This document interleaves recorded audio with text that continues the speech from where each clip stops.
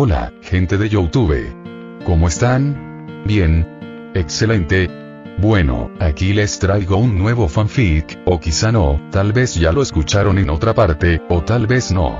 El link del fanfic estará en la descripción, así que vayan y apoyen al creador para que se anime a sacar más capítulos. Bueno, ya los dejo con el fanfic. Así que nos vemos en el próximo video, cuídense mucho y que Dios los bendiga con mucho dinero. Y si no quieren dinero, entonces con muchos bebés. Capítulo 52. Cuando se rompen las cadenas. 2 raciones de carne a la parrilla. 4 pastas con mariscos, extra picantes. ¿Ya está listo el lagarto de arena? Todos sabían que las comidas eran las horas de mayor afluencia en un restaurante. En la entrada, los camareros pegaban las comandas en la pared una tras otra mientras gritaban a la cocina para que agilizaran la preparación de los platos. Los cocineros de la trastienda respondieron al unísono, apresurando sus manos. Aunque el ventilador de techo zumbaba ruidosamente, no lograba sofocar el calor ni las llamas que salían de los fogones. En un entorno tan ruidoso, caótico y bullicioso, si había alguien que pareciera remotamente tranquilo, sería el joven que lavaba los platos en silencio en un rincón. Tenía un rostro juvenil, con rasgos definidos y atractivos. Su cabello ondulado, de longitud media, estaba peinado con raya al medio y teñido de un tono gris verdoso, similar al wasabi que se sirve con el sashimi. Ya fuera por el calor sofocante de la cocina o por el hecho de que llevaba casi 5 horas lavando platos sin parar, gotas de sudor le resbalaban constantemente por la frente. Sin embargo, sus movimientos nunca flaquearon. Cada vez que llegaba una pila de tazones y tazas, los enjuagaba rápidamente y luego los colocaba uno por uno en una bandeja de distribución. Repetía este proceso todos los días, hasta las 10 de la noche. Originalmente, los turnos de lavado de platos se dividían entre 2 personas mañana y tarde, pero después de acostumbrarse al trabajo, se ofreció voluntario para trabajar todo el día y así ganar un sueldo extra. No tenía otra opción. Aparte de apostar, no había nada más en lo que fuera bueno. Pero también fue por culpa del juego que sufrió una dura lección el año pasado. Estuvo a punto de ser capturado por traficantes de personas y vendido como esclavo. Sin embargo, esa desgracia también lo llevó a conocer a una chica por la que estaba dispuesto a arriesgarlo todo. Espera un momento. Sin duda compraré tu libertad. No tenía ni idea de cuántas veces había repetido esa frase en su corazón, pero cada vez que se sentía agotado, le daba la fuerza para seguir adelante. En ese momento, se oyeron débiles disparos desde el exterior. En la cocina nadie se alarmó. Simplemente continuaron con su trabajo como de costumbre. Después de todo, esto era GR24, territorio sin ley. Pero poco a poco, algunos empezaron a intuir que algo andaba mal. Los disparos eran demasiado concentrados, demasiado persistentes. Ya no parecía una simple escaramuza entre unos cuantos matones. Empezaba a sonar como un tiroteo en toda regla. ¡Bang! De repente, un hombre grande y corpulento, blandiendo una larga hoja, abrió de una patada la puerta de madera del restaurante. Entró tambaleándose, jadeando, y gritó hacia una mesa a la izquierda. «Los marines están aquí. Vienen a por nosotros. Corran». ¿Qué? ¿Por qué demonios vendrían los marines aquí? La docena de personas que estaban sentadas a la mesa se pusieron de pie. Algunos gritaron con recelo. «Esto es una zona sin ley. Deben estar equivocados. No perseguirían a los piratas hasta aquí, ¿verdad?» Estos hombres eran matones que trabajaban para una empresa de trata de esclavos. Ocasionalmente, realizaban trabajos extra como secuestros para ganar dinero adicional. Estoy diciendo la verdad. Los marines están allanando todos los comercios de esclavos, las empresas de esclavos, los mercados de esclavos, incluso escuché que la subasta de esclavos en GR1 también fue atacada. Al ver que sus compañeros no le creían, la expresión de terror del hombre se acentuó aún más. Entonces, con los disparos resonando cada vez más fuerte afuera, apretó los dientes, se dio la vuelta y salió corriendo, dejando solo una frase resonando en el restaurante. Créanme o no, les advertí. No se arrepientan cuando los atrapen. En ese momento, la docena de hombres se miraron entre sí con asombro. Al instante siguiente, salieron corriendo del restaurante como una manada de jabalíes asustados, dejando a los demás comensales completamente atónitos. Pero lo que nadie se dio cuenta fue de que la voz fuerte de antes ya había resonado en la cocina, que de repente se había quedado en silencio. Crash. De repente, se oyó el crujido seco de un plato de porcelana al romperse, y una figura borrosa de color gris verdoso salió disparada de la cocina, haciendo caso omiso de los gritos furiosos del jefe de cocina. En un abrir y cerrar de ojos, la figura había desaparecido. Estella. Estella, y por favor, ponte bien, Estella. Tesoro, de 17 años, corrió frenéticamente hacia una tienda de esclavos en el distrito GR28, con el ritmo entrecortado de los disparos resonando en sus oídos. Toda la zona sin ley, incluidos el distrito 0 y el distrito 10, estaba siendo arrasada por los marines en una purga a gran escala. Esto no fue más que una guerra a pequeña escala. En la costa de GR24, 5 barcos con velas blancas lisas estaban amarrados al muelle. Hombres y mujeres bien vestidos con trajes de negocios subieron apresuradamente por las pasarelas bajo la protección de personal armado. Sus rostros reflejaban distintos grados de pánico, tensión y furia. Maldita sea. Maldito sea ese bastardo dragón. Malditos sean los marines. Douglas permanecía encubierta, rechinando los dientes y maldiciendo furiosamente mientras miraba hacia la isla. ¿De dónde demonios sacaron estos cabrones las agallas para hacer esto? Estas operaciones pertenecen a familias reales y casas nobles de todo el mundo. Una noble con un opulento vestido azul lo miró con preocupación y dijo: esto debe ser una orden del gobierno mundial. De lo contrario, los marines no se atreverían a actuar así. Imposible. Douglas gritó, incrédula.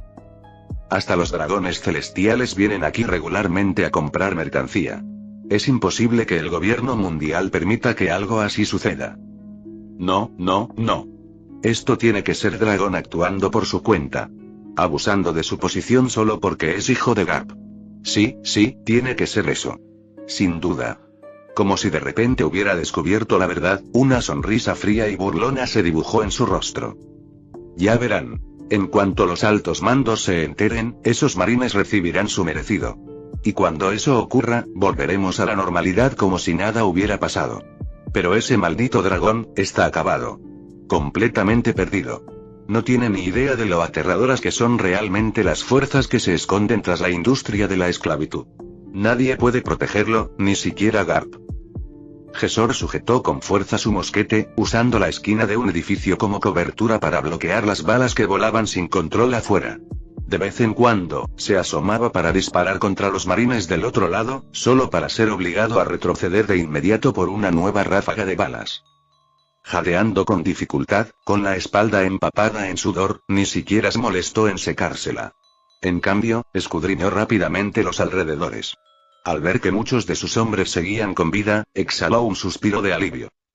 Afortunadamente, esta zona, aunque desprovista de civiles comunes, albergaba una densa red de células de esclavos. En un combate urbano tan intenso, ni siquiera los marines lo habrían tenido fácil para abrirse paso. Arlan. Arlan. En ese instante, Gesor divisó una figura conocida y gritó con todas sus fuerzas. Cualquier grito más bajo habría sido completamente ahogado. ¿Qué es? El hombre llamado Arlan se agachó detrás de una caja de carga. Sacó una granada de su cintura, le quitó el seguro y la lanzó con todas sus fuerzas. Un segundo después, se escuchó una fuerte explosión. No se sabía con certeza si había alcanzado a alguien, pero al menos había logrado detener el avance de los marines. ¿Alguna noticia de arriba? ¿Cuándo llegarán nuestros refuerzos? ¿O cuándo demonios nos retiraremos? Gritó Gesor mientras seguía intercambiando disparos con el enemigo. Nada. Gritó Arlan. Ni una sola respuesta. Parece que nos han abandonado. Necesitamos encontrar una salida. Gesor no reaccionó con ira ante esta revelación. Había pasado media vida como matón a sueldo. Este tipo de cosas le habían sucedido más de una vez. Así que su primera reacción no fue de rabia, sino de buscar la manera de sobrevivir. Espera, las llaves. De repente, giró la cabeza y miró hacia los aterrorizados esclavos acurrucados en las celdas cercanas. Un destello de esperanza iluminó su rostro mientras volvía a gritarle a Arlan. Corran la voz, ahora mismo. Quien tenga llaves, que abra las celdas de los esclavos. Si no tienen llaves, que las fuerce, que dispare a los candados si es necesario. Que salgan todos. Que los lleven hacia los marines. Arlan hizo una pausa de 2 segundos y enseguida comprendió las intenciones de Gesor. Planeaba usar a los esclavos como señuelos, escudos humanos y bombas vivientes. Esos marines claramente habían venido a rescatar a los esclavos, así que no se atreverían a dispararles. Y dada su gran cantidad, desplegarlos a todos a la vez crearía el caos y retrasaría el avance del enemigo. Cada esclavo llevaba un collar de metal negro alrededor del cuello. Si se alejaban demasiado de su zona asignada, el collar detonaba automáticamente, con una explosión comparable a la de 2 proyectiles de cañón unidos. Ese caos les daría a los matones abandonados el tiempo suficiente para escapar. ¿Cruel? Sin duda. Pero Arlan solo vaciló un instante. Su instinto de supervivencia acabó imponiéndose. Apretando los dientes, sacó un Denden Musi de su bolsillo y transmitió las órdenes de Gesor. La orden se extendió de Denden Musi a bocas, y de bocas a oídos. Pronto, la mayoría de los matones restantes se enteraron del plan. Sus rostros se iluminaron de emoción y se volvieron hacia las celdas de los esclavos con sonrisas burlonas. Ustedes ya no valen la pena venderse, pero aún pueden ser útiles. Expriman el poco valor que les queda, basura. Una a una, las puertas de las celdas cerradas con llave fueron forzadas por diversos medios. Algunos esclavos salieron corriendo sin decir palabra. Otros, sin embargo, se negaron a moverse, retrocediendo aterrorizados. No eran tontos. Si no hubieran llevado collares explosivos, tal vez se habrían atrevido a escapar. Pero con esos collares puestos, era mejor esperar a los marines y confiar en un rescate adecuado que lanzarse al caos. Lamentablemente, con vidas en juego, los matones no estaban dispuestos a negociar. ¿No van a salir? Entonces los mataré a todos ahora mismo. O mueren aquí o mueren allá afuera. Elijan. Al terminar de hablar, le disparó a un esclavo en la frente. ¡Ah! Las mujeres gritaban. El pánico se extendió como la pólvora. Cada vez más personas huían de sus celdas aterrorizadas. Incluso quienes aún conservaban la cordura se vieron arrastrados por la multitud, obligados a huir con los demás. En un instante, las calles de GR27, GR28 y GR29 se llenaron de hombres, mujeres y niños aterrorizados, todos con collares de hierro de un negro intenso alrededor del cuello. Coronel Elric, ¿qué hacemos ahora? Un teniente se quedó paralizado, incrédulo, contemplando el caos que estallaba a su alrededor. Pero el propio coronel Elric estaba desconcertado. A juzgar por el comportamiento de los esclavos, no parecía que estuvieran en condiciones de escuchar razones. Wosh, wosh, wosh. Justo cuando los marines que combatían empezaron a godar debido a la repentina avalancha de esclavos, y sus ataques comenzaron a ralentizarse, un sonido extraño empezó a resonar en lo alto, por encima de los troncos rojos de los manglares de Yalukiman. Una serie de tenues remolinos verdes aparecieron repentinamente en el cielo, y el viento se intensificó rápidamente. Lo que había comenzado como simples ráfagas empezó a unirse, convirtiéndose en un huracán en toda regla. Entonces, los vendavales verdosos y brillantes se desataron como un maremoto, extendiéndose en todas direcciones. Engulleron a los esclavos que huían y a los matones que intentaban escapar. En medio de este mar de viento furioso, incluso los marines tuvieron que luchar para mantenerse en pie. El coronel Elric alzó un brazo para protegerse del viento mientras con el otro sujetaba a un compañero marine que casi salía volando. Apoyó firmemente los pies en el suelo y soltó una carcajada eufórica. Esta es la habilidad del vicealmirante Dragon. Ante sus ojos, los esclavos permanecían inmovilizados, atrapados por los vientos arremolinados. No podían caer ni moverse. Corrientes de aire verde los envolvían violentamente. Mientras tanto, los matones eran elevados por los aires por los torbellinos, gritando de pánico mientras giraban sin control. Uno tras otro, se desmayaban en el aire con los ojos en blanco. Y entonces, Monkey Dragon emergió silenciosamente de la tormenta, con una expresión fría y severa mientras contemplaba desde lo alto todo el mercado de esclavos. Detengan a todos los individuos hostiles. Ordenó. Localicen las llaves y quítenles los collares a todos los cautivos. Sepárenlos por género por ahora y manténganlos confinados. No se les permitirá moverse libremente hasta que llegue el personal del gobierno para tomar las medidas necesarias. Con cada orden que daba Dragón, la fuerza del viento disminuía. Y así, el caos comenzó a calmarse. Los esclavos, despeinados por el viento y aún con sus fríos collares de hierro, se quedaron inmóviles. Ninguno se atrevió a moverse ni un centímetro. Mientras tanto, los matones yacían desparramados en el suelo, echando espuma por la boca. Algunos se habían desmayado por completo, otros estaban aturdidos y somnolientos, pero ninguno tenía fuerzas para resistir. Los marines los esposaron fácilmente sin oponer resistencia. Estella Aya. Justo cuando los últimos disparos se desvanecieron entre el aullido del viento y la turbulencia comenzó a amainar, una voz atronadora rasgó el aire. Todos se volvieron instintivamente hacia la fuente del sonido y vieron a un chico adolescente de 16 o 17 años corriendo por la plaza hacia una esclava rubia de ojos azules. Tesoro. El rostro de la niña se iluminó de emoción al ver al niño correr hacia ella. Abrió los brazos con expectación. Pero cuando intentó correr hacia él, el viento que aún la envolvía se lo impidió. ¡Guau, qué belleza! Con semejante aspecto, deberían haberla subastado en el salón principal, no tenerla encerrada aquí, murmuró alguien con asombro. De hecho, la belleza de Estella dejó atónita a mucha gente. Incluso con un fino chaleco azul sin mangas, su figura y su encanto seguían siendo innegables. Desde lo alto, Dragón presenció el emotivo reencuentro y dejó que una leve sonrisa asomara en su rostro. Justo un instante antes de que Tesoro la alcanzara, Dragón levantó la barrera de viento que rodeaba a Estella, otorgando así su silenciosa bendición al abrazo de los amantes. Y al instante siguiente, las dos almas reunidas se abrazaron con fuerza, besándose apasionadamente entre los vientos que amainaban.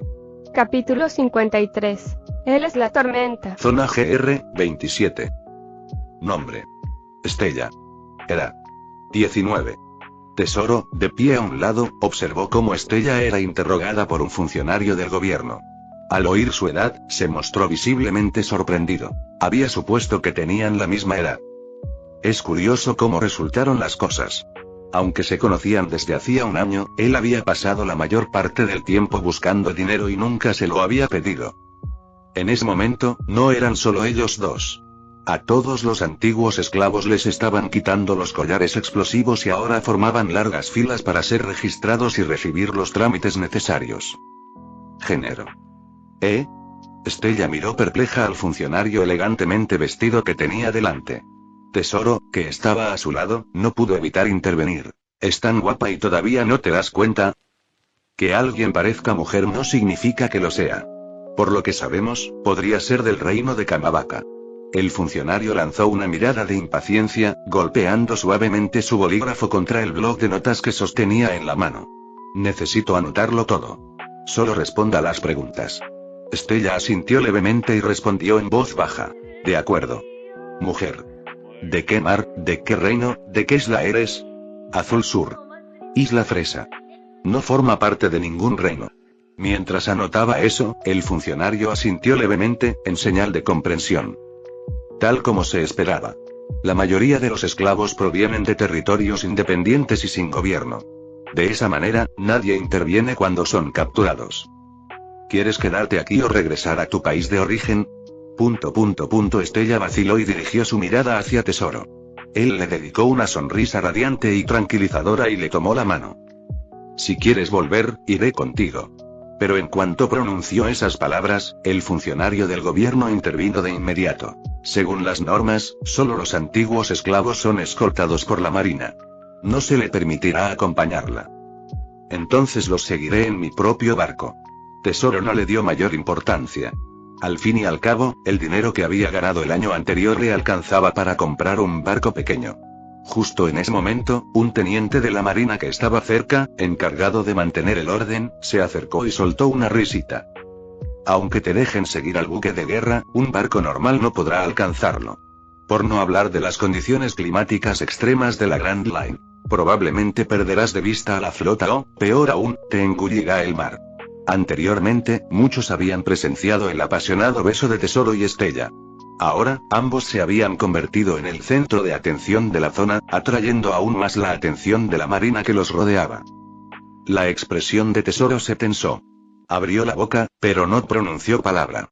No quería separarse de Estella otra vez, pero tampoco quería impedir que volviera a casa.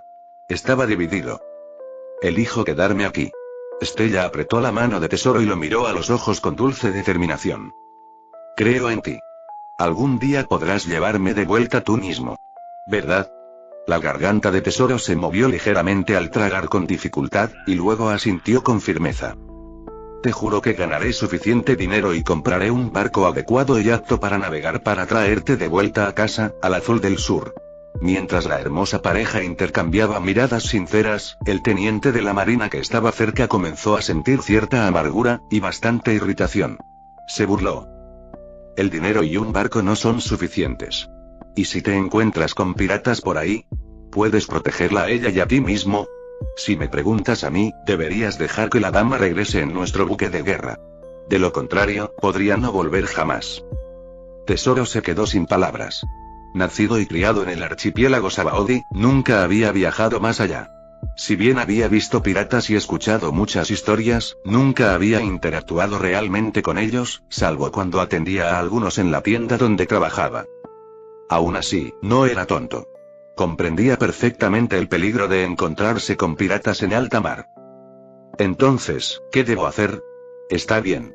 Entonces no volveré.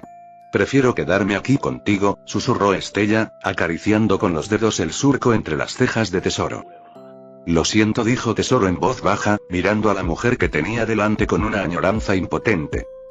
Basta, dijo el funcionario, despidiéndolos con un gesto. Ya tomaron su decisión. Pueden irse. Tengo más gente que atender. Gracias por sus esfuerzos. Y gracias, amable oficial de la Marina, por su advertencia. La hermosa sonrisa de Estella iluminó al instante el ánimo tanto del funcionario del gobierno como del teniente de la Marina. Pero esto también hizo que sus miradas hacia Tesoro se volvieran más complejas. ¿Por qué este mocoso afortunado tenía tanta suerte? Parecía pobre, débil, aunque era bastante guapo. Aún así, la envidia y el resentimiento no pudieron impedir que Tesoro tomara la mano de Estella y se alejara lentamente. Déjame llevarte a casa, Estella. De acuerdo. ¿Hay alguien esperando en casa? No. Esa vieja borracha que tanto odiaba falleció hace 2 años. La casa pasó a ser mía. De ahora en adelante, es nuestro hogar. Estella asintió con la cabeza mientras caminaban. Recordó que Tesoro lo había mencionado antes. Como su madre, que odiaba su canto a pesar de lo hermoso que era, había fallecido. Pero justo cuando esta pareja se acercaba al puente que conecta las carreteras GR-27 y GR-26, 3 hombres elegantemente vestidos con trajes negros se acercaron. ¿Quién eres? Tesoro se colocó rápidamente delante de Estella, observándolos con cautela. Disculpe, ¿es usted Gil de Tesoro? Preguntó el hombre del centro con una sonrisa amable. Tesoro dudó un momento antes de responder. Sí. ¿De qué se trata esto? Permítanme presentarme. Soy Piel, consejero senior del Departamento de Asuntos Públicos, directamente dependiente de la Oficina de Propaganda. Es un placer conocerlos. Hola, consejera principal Piel. ¿Qué necesita de mí? Preguntó Tesoro, con expresión de total confusión. El concejal Piel le sostuvo la mirada con una sonrisa serena. Nuestra oficina se formó recientemente. Una de nuestras iniciativas clave es impulsar a algunos artistas hasta convertirlos en celebridades nacionales, con especial énfasis en los cantantes. Tras una cuidadosa revisión e investigación, lo hemos seleccionado como uno de los candidatos. ¿Qué? Los ojos de Tesoro se abrieron de par en par con incredulidad. Detrás de él, Estella se había tapado la boca con la mano, conmocionada. Te espera un minuto. Están pasando demasiadas cosas aquí. Déjame pensar un segundo, Tesoro reaccionó, reprimiendo su emoción e intentando mantener la calma. Apretando los dientes, preguntó. Primero, ¿cómo sé que eres de fiar? Y segundo, ¿cómo demonios te fijaste en un don nadie como yo? Para verificar su identidad, podemos llevarlo a la sucursal local de la Marina para que lo confirme. En cuanto a por qué fue seleccionado, a decir verdad, ni siquiera el concejal Piel lo sabía. Estaba igual de desconcertado. Lo único que había recibido de sus superiores era un nombre, una descripción aproximada y una orden. Encontrar a esta persona y designarla como talento clave para el desarrollo. ¿Y la razón? Ninguno. Esa era la verdadera señal de alarma. Si ni siquiera a él le daban la razón, tenía que ser información clasificada. Lo que significaba que debía manejarse con sumo cuidado. Eso es intuición política. Era un cazatalentos, dijo Piel con naturalidad. Uno de los nuestros te vio en la calle y pensó que tenías una presencia fantástica. ¿Qué te parece? ¿Te gustaría probar suerte como cantante? Tesoro y Estella se miraron. Ella asintió en señal de apoyo. Tras unos segundos de vacilación, él respondió: llévame primero a la marina. Si consigues que un oficial de alto rango con uniforme responda por ti, entonces te creeré. Por supuesto. Ah, por cierto, ¿tienes alguna canción propia? Si no, podemos asignar a alguien para que las escriba por ti. Sí, lo hago. A partir de ese momento, otros dos destinos tomaron un nuevo rumbo. Si bien la rápida intervención de Dragón calmó el caos en las zonas GR27, GR28 y GR29, donde predominaba la esclavitud, la zona sin ley abarcaba un total de 29 áreas, desde la zona 0 hasta la zona 10 y la zona 20. Decir que allí había cientos de criminales sería quedarse corto. Como consecuencia, los disparos y el caos se prolongaron durante todo un día y una noche antes de que finalmente comenzaran a amainar. Incluso los residentes permanentes de la isla tuvieron que permanecer despiertos junto a los marines, sin atreverse a cerrar los ojos ni un instante. Para cuando el sol de la mañana volvió a asomar por el horizonte oriental, la operación de limpieza de los marines ya estaba prácticamente terminada. Durante el proceso, el número de piratas capturados y de bandas de secuestradores se volvió tan abrumador que Dragón no tuvo más remedio que solicitar el apoyo de barcos prisión a Nies Lobby. Mientras continuaba la búsqueda, los prisioneros eran enviados por oleadas. Aún así, todas las celdas de la base estaban abarrotadas, esperando la llegada de la siguiente tanda de barcos prisión. Al mismo tiempo, la noticia de la operación de los marines para desmantelar todas las redes de trata de esclavos en el archipiélago Sabaody se extendió rápidamente en todas direcciones, lo que conmocionó e indignó de inmediato a muchas figuras turbias que operaban entre bastidores. Cuando el rey esclavo fue capturado, muchos ya desconfiaban. Pero como sus negocios no se vieron afectados, ninguno quiso arriesgarse. Al fin y al cabo, si el látigo no les había golpeado la espalda, no sentían el dolor. Además, el archipiélago de Sabaody siempre había estado bajo la jurisdicción de la Santa María Geoise, justo al lado de Marineford. Durante cientos de años, nunca había ocurrido nada allí, así que supusieron que los marines no se atreverían a intervenir. En cuanto al motivo, la mayoría creía que se debía a que los dragones celestiales visitaban la isla con frecuencia. Pero ahora, Dragón no solo había desmantelado sus máquinas de imprimir dinero, no, eso no le haría justicia. Había volcado la mesa entera, la había destrozado, la había partido en dos y había reducido la imprenta a chatarra a pisotones. Ahora, ninguna figura importante vinculada al comercio de esclavos podía permanecer impasible. Incluso todo el inframundo comenzó a abalanzarse sobre Monkey Dragon. Más espías comenzaron a infiltrarse en el cuartel general de los marines, ansiosos por determinar si esta operación era una acción personal de Dragón o una orden directa de la cúpula de los marines. Las familias reales también comenzaron a utilizar sus conexiones nobiliarias para obtener información de la Santa María Geoise. Necesitaban saber cómo estaban reaccionando los dragones celestiales ante este incidente. Mientras tanto, a algunos de los peces gordos más irascibles no les importaba nada de eso. Acorralados y con los ojos enrojecidos por la rabia, simplemente enviaron a sus mejores luchadores directamente al archipiélago Sabaody. En su opinión, no importaba quién hubiera dado la orden. Dragón fue quien la ejecutó, así que tenía que morir primero. ¿Qué? ¿Es hijo del héroe de la marina, Garp? Así que lo que... Sin embargo, en medio de esta tormenta, Dragón permanecía tranquilo detrás de su escritorio en la base, manejando documentos con serenidad. Estaba trabajando en la elaboración de un informe detallado de la operación. ¿Y qué hay de la tormenta que se avecina desde el mundo oscuro? No es que no lo viera venir, simplemente tenía una cosa que decir. Él es la tormenta. ¿Y a él, declararle la guerra al mundo oscuro? No podría ser más apropiado. Capítulo 54. Piezas en el tablero. María Geoise, Castillo de Pangea. Después de que Imu terminara de jugar otro partido de tenis con Gion, una sirvienta se acercó en silencio, sosteniendo un Den Mushi. Imu echó una mirada distraída al dispositivo mientras se recostaba en su silla de playa, disfrutando del cálido sol. Con los ojos entrecerrados, preguntó: «Habla». «Mi señor, CP0 ha colocado a Crocodile en el nivel 6 de Impel Down. Entonces que se pudra allí por ahora». «Sí, señor». El Den Mushi cerró los ojos y bajó la cabeza. La criada hizo una reverencia y se retiró en silencio, mientras Imu pensaba en Cocodrilo. A diferencia de Moria, Crocodile no tenía rehenes importantes ni vínculos emocionales que pudieran ser explotados, por lo que requeriría un poco más de reflexión. Y la prisión más grande del mundo, Impel Down. Déjenme salir. Déjenme presenciar el poder de los más fuertes del mundo. ¿Me oíste? Déjame salir. En el nivel 6 de Impel Down, el oscuro corredor conocido como el infierno eterno, resonaron rugidos furiosos, ansiosos e indignados, impulsados por oleadas de Aki del Conquistador de color negro violáceo que se extendieron sin restricciones por todo el espacio. Crocodile acababa de salir del enorme ascensor cuando oyó esa voz demasiado familiar, una que al principio no lograba identificar. El Aki opresivo que se dirigía hacia él le hizo fruncir el ceño con irritación. Otra vez ese maldito Bullet. Últimamente se ha descontrolado. Grita como un loco y usa su Aki del Conquistador sin control. Detrás de él, el vicealcaide Magellan refunfuñó con fastidio.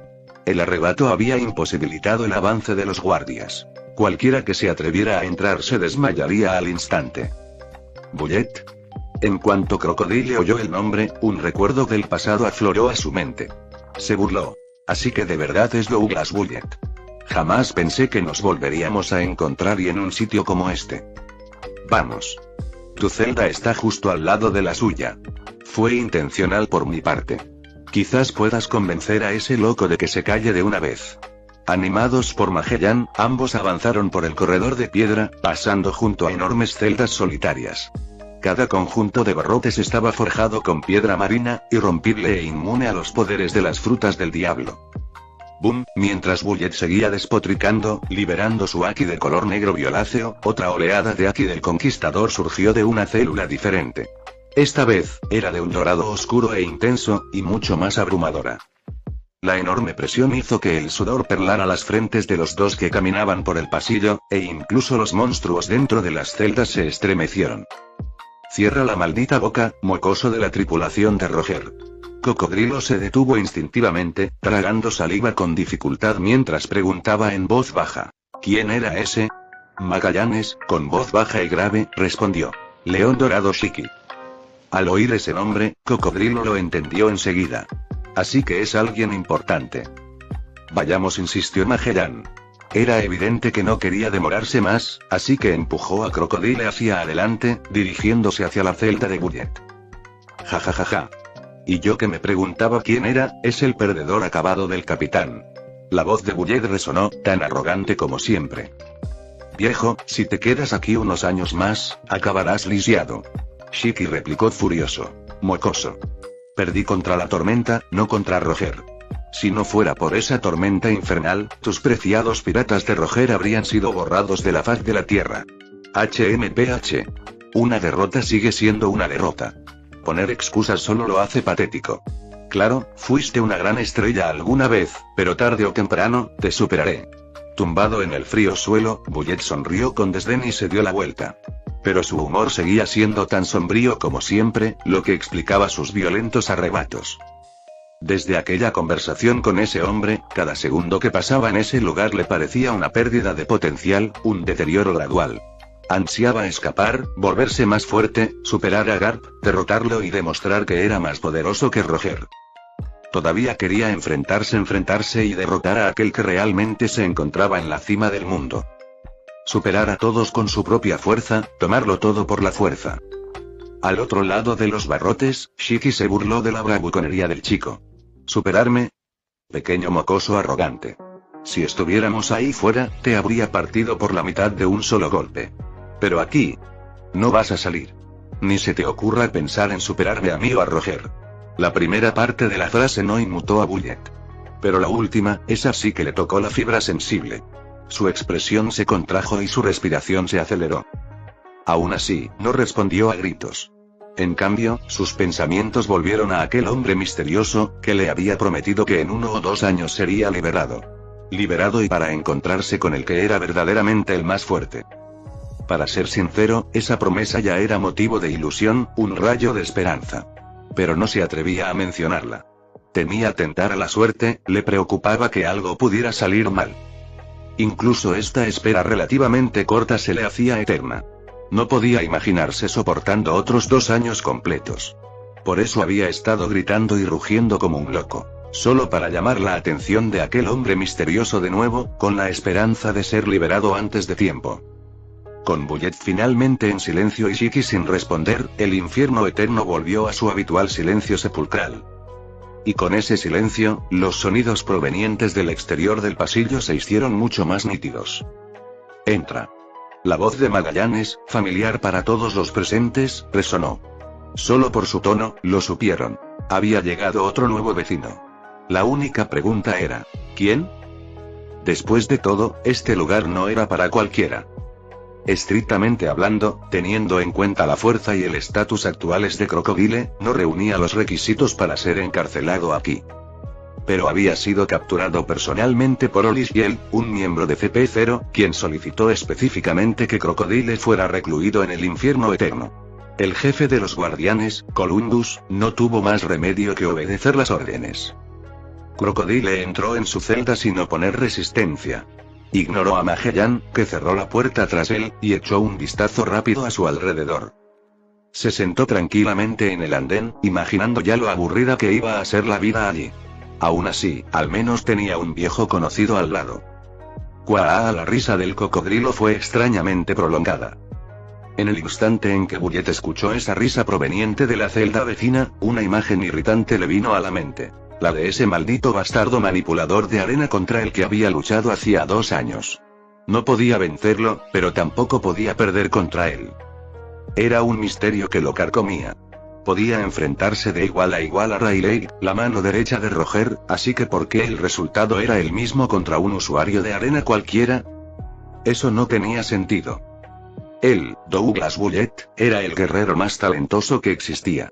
Igualar a alguien como Riley era algo natural.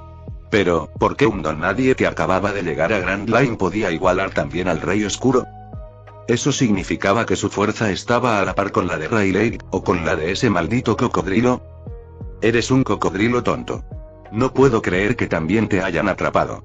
Pero, ¿por qué sientes tu aura tan débil ahora? Puaj, la risa forzada de cocodrilo se interrumpió de inmediato.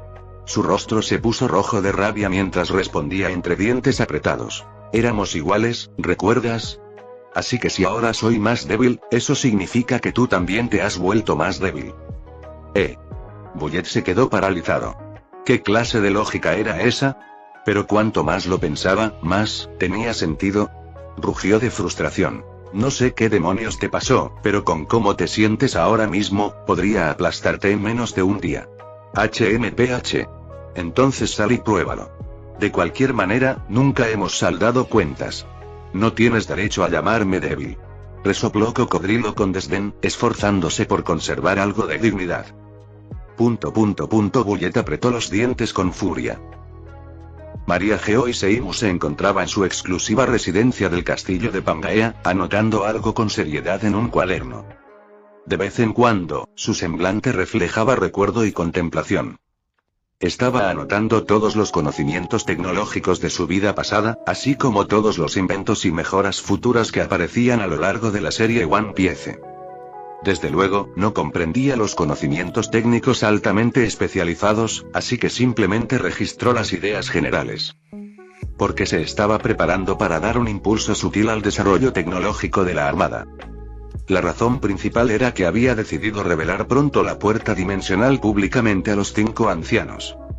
Eso probablemente implicaría el contacto con otras civilizaciones, lo cual le generaba cierta tensión.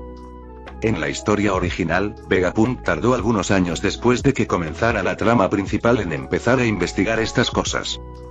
Pero para el actual gobierno mundial, eso ocurriría dentro de más de 20 años. Imu no podía permitirse esperar tanto tiempo. Creía que algunas cosas requerían realmente investigación y experimentación a largo plazo, pero que otras podían acelerarse. Los buques de guerra modernos de la Marina aún no tenían Seastone incrustado en sus cascos, ni tampoco propulsión a vapor, ruedas de paletas o hélices. Como resultado, fueron prácticamente incapaces de navegar por el Calm Belt y, en general, fueron mucho más lentos. Los híbridos cyborg animales ya se desarrollaron en el reino del futuro. Después de tantos años, la tecnología debería estar muy avanzada. La cuestión ahora es cómo utilizarla. Y también está la tecnología de organismos artificiales basada en el factor de linaje. Imu echó un vistazo al informe de la división científica presentado por los 5 ancianos y soltó una risita. Ah, ¿apenas están comenzando la investigación? Probablemente se trataba de la versión evolucionada de la tecnología de clonación del reino Germa. ¿No es este el caldo de cultivo perfecto para los agentes de Hyperpol? Si esta tecnología madura, ya ni siquiera necesitaremos entrenar a huérfanos. Al pensar en eso, un brillo apareció en los ojos de Imu. Ahora estaba interesado en el reino de Germa y en la familia Vinsmoke del Nord Blue. En este momento, la hija mayor, Reiju, debería haber nacido recientemente, o aún estar en el vientre de su madre. 3 años después, Ichiji, Niji, Sanji y Yonji nacen el mismo día como cuatrillizos. Entonces, por ahora no hagamos nada. Cuando aparezcan los 4 hermanos, entonces sí que veremos los resultados. El mayor obstáculo con el reino de Alemania era que era un estado miembro del gobierno mundial, una de las 50 naciones elegibles para participar en la cumbre mundial. Así pues, Vinsmoke Judge no podía ser arrestado sin motivo. Sin embargo, todos sus datos de investigación, equipos experimentales y personal relacionado podían ser confiscados. Reiju y los demás también podían ser llevados como contrabando. Porque, aparte de la división científica, cualquier investigación sobre el factor de linaje estaba explícitamente prohibida por el gobierno mundial, lo que hacía que dicha confiscación fuera perfectamente legal. Si Judge quería continuar con su investigación, solo tenía una opción: unirse a la división científica, o mejor dicho, a la Academia de Ciencias, como se la llamaba ahora. Pero dada la ambición de ese tipo, esperar que se una obedientemente a la Academia de Ciencias y trabaje como un científico pacífico, es muy improbable, dijo Imu con una leve risita. Para él, Vinsmoke Judge no era más que una gallina que ponía huevos. Una vez puestos los huevos, se los quitarían y encerrarían a la gallina. Luego centró su atención en Quinn. Las balas de la peste no son nada del otro mundo, pero el virus momia y el virus demonio de hielo sí que son interesantes. Son bastante parecidos al futuro mundo de la muerte de César. Si tengo la oportunidad de capturarlo, podría meterlo en el Instituto de Investigación Biológica. Si no, al menos puedo enviarle la idea a César. Probablemente él también lo entendería. Y luego está la tecnología de mejora humana de ese tipo, si se usa correctamente, podría ayudar a muchísimas personas con discapacidad a recuperar la movilidad. Parece que tendré que encontrar la manera de invitarlo. Es una verdadera lástima que alguien como él desperdicie su talento trabajando para Kaidmu. Mientras anotaba sus pensamientos, Imu murmuraba para sí mismo. Pero los experimentos de gigantización humana en Pancazar deben terminar. ¿Qué sentido tienen? Si lo que se quiere son soldados gigantes, es mejor capturar a algunos de la tribu de los gigantes y hacer que se reproduzcan. Así se puede entrenar a la descendencia. Lo que más le costaba era aceptar que se utilizara a los hijos de personas normales para experimentos bioquímicos. No era precisamente una buena persona, y sin duda valoraba el poder y la influencia que tenía en sus manos, pero aún había límites que no estaba dispuesto a cruzar. A menos que algo amenazara seriamente su poder, esos límites debían respetarse. Y los niños. Ese era su principio fundamental. Ah, hablando de eso, realmente necesito ocuparme de Elbaf, el reino gigante. No solo están bloqueando el acceso a las rutas aéreas de alta velocidad, sino que su actitud hacia el gobierno mundial siempre ha sido de resistencia, incluso de hostilidad. Esa clase de desafío obstinado, es inaceptable. Ante ese pensamiento, la mirada de Imu se volvió fría. A decir verdad, como alguien de otro mundo, no le importaban los rencores antiguos ni las viejas rencillas.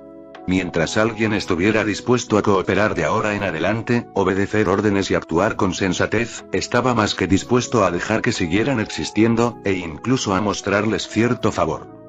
La isla del hombre pez era un claro ejemplo de ello. Pero si se negaban rotundamente, entonces no podía permitirse el lujo de tener una bomba de relojería como esa justo detrás de su propio territorio. Una vez que se abriera el portal dimensional, era inevitable que estallaran conflictos y guerras con civilizaciones de todo el multiverso. Lo último que quería era ser traicionado por unos gigantes. O encuentro tiempo para aniquilarlos, o apoyo a un nuevo rey gigante que se alíe con el gobierno mundial. En ese momento, Imu se dio cuenta de que sus pensamientos se estaban desviando del tema. Hoy se suponía que hablarían de avances tecnológicos. Dejó de lado el asunto de los gigantes. Tengo que asegurarme de que Vegapunk participe sí o sí. Veamos, su sueño de toda la vida era darles a los habitantes del reino del futuro, Baltimore, un lugar cálido donde vivir. Para ello, incluso desarrolló un enorme horno de calefacción, pero se vio obligado a abandonarlo por falta de financiación y soporte técnico. Quizás pueda financiarlo. Ayudarle a perfeccionar ese horno. En cuanto a la tecnología, debería ser capaz de resolverlo él mismo. En realidad, Inu pensaba que para que Baltimore, una isla invernal, fuera cálida y habitable no era necesario recurrir a la tecnología. El poder de las frutas del diablo también podía lograrlo. Ahora que lo pienso, el verdadero valor del despertar de la fruta magma no reside en el combate, sino en la capacidad de crear artificialmente volcanes perpetuos y energía geotérmica. Si no recuerdo mal, este sistema incluso puede generar electricidad. Fin del capítulo 54.